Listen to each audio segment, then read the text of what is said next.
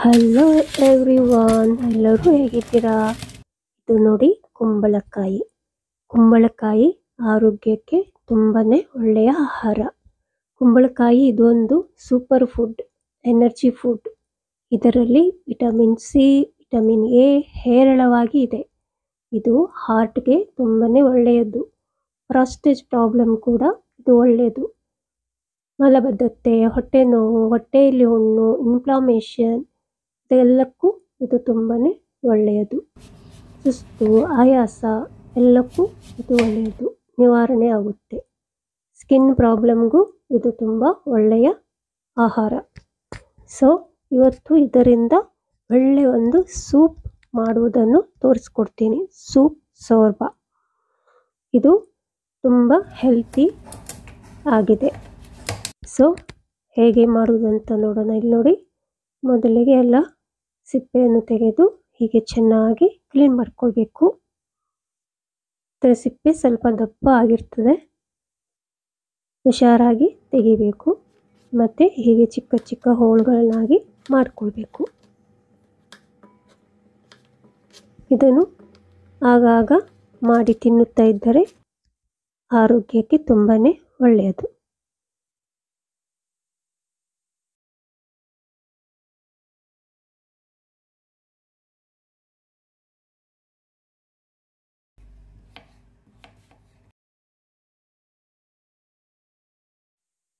ಈಗ ಹೋಳುಗಳು ಮಾಡಿಕೊಂಡು ಆಗಿವೆ.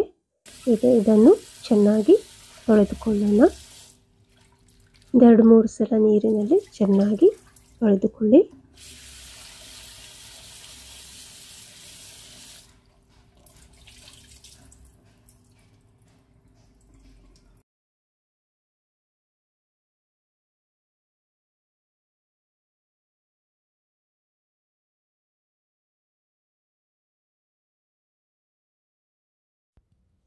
ಅರ್ಧ ಈರುಳ್ಳಿ, 2 ಬೆಳ್ಳುಳ್ಳಿ ಹೆಸರು ತೆಗೆದುಕೊಂಡಿದ್ದೇನೆ. ಇದನ್ನು ಸಣ್ಣಗೆ ಹೆಚ್ಚಿಕೊಳ್ಬೇಕು.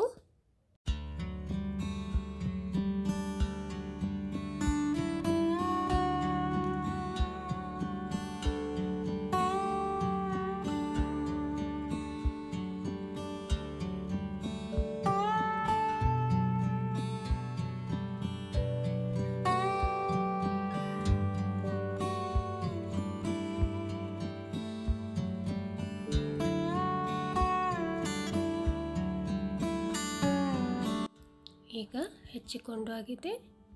ಈಗ ಸ್ಟವ್ ಮೇಲೆ ಪಾತ್ರೆ ಇಟ್ಟು 1-2 ಟೀ ಸ್ಪೂನಷ್ಟು ಎಣ್ಣೆ ಹಾಕಿ ಈರುಳ್ಳಿ ಬೆಳ್ಳುಳ್ಳಿಯನ್ನು ಫ್ರೈ ಮಾಡಬೇಕು. ಸ್ವಲ್ಪ ಮೆತ್ತಗಾಗುವವರೆಗೆ ಫ್ರೈ ಮಾಡಿದರೆ ಸಾಕು.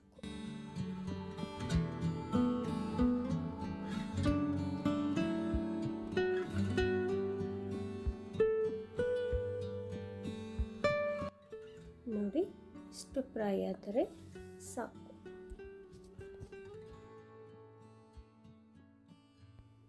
ಈಗ ಹೆಚ್ಚಿಕೊಂಡ ಪಂಪ್ಕಿನ್ನನ್ನು ಸೇರಿಸು, ಕುಂಬಳಕಾಯಿಯನ್ನು ಸೇರಿಸು ಮತ್ತು ಬೇಯಿಸು. ಸ್ವಲ್ಪ ನೀರು ಸೇರಿಸಿಕೊಂಡು ಬೇಯಿಸಬೇಕು, ಜಾಸ್ತಿ ನೀರು ಬೇಡ.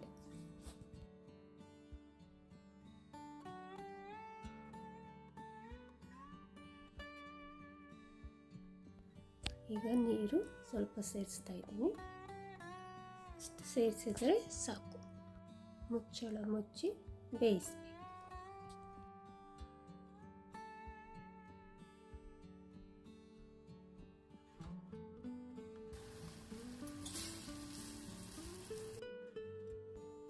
ನೋಡಿ, ಈಗ ಬೆಂದಿದೆ. ನೋಡಿ, ತುಂಬ ಸಾಫ್ಟ್ ಆಗಿದೆ. ಇಷ್ಟು ಸಾಫ್ಟ್ ಆದರೆ ಸಾಕು. ಈಗ ಇದನ್ನು ಸ್ವಲ್ಪ ಹೊತ್ತು ತಣಿಯಲು ಇಡೋಣ.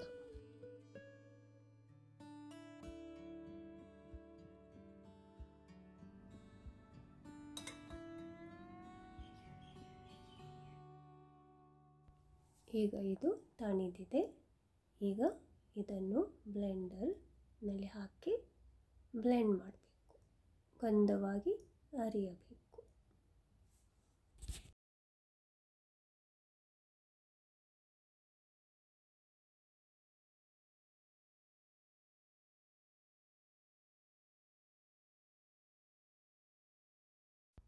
ಇಷ್ಟು ಆದರೆ ಸಾಕು.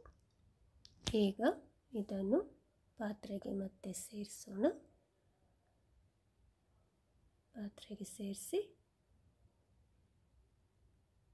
ಸ್ವಲ್ಪ ನೀರು ಹಾಕಿ ತೊಳೆದು ಕೂಡ ಸೇರಿಸಿ, ಆ ನೀರನ್ನು ಕೂಡ ಸೇರಿಸಿ. ಈಗ ಕಾಯಿ ಹಾಲು ತೆಗೆದುಕೊಂಡಿದ್ದೇನೆ. ಇಷ್ಟು ಕಾಯಿ ಹಾಲು ಹಾಕಿ, ನಿಮಗೆ ಬೇಕಾದಷ್ಟು ಹಾಕ್ಬೋದು, ಕಡಿಮೆ ಮಾಡ್ಬೋದು, ಜಾಸ್ತಿ ಹಾಕ್ಬೋದು. ಸ್ವಲ್ಪ ನೀರು ಸೇರಿಸಿ ಚೆನ್ನಾಗಿ ಬೇಯಿಸಬೇಕು.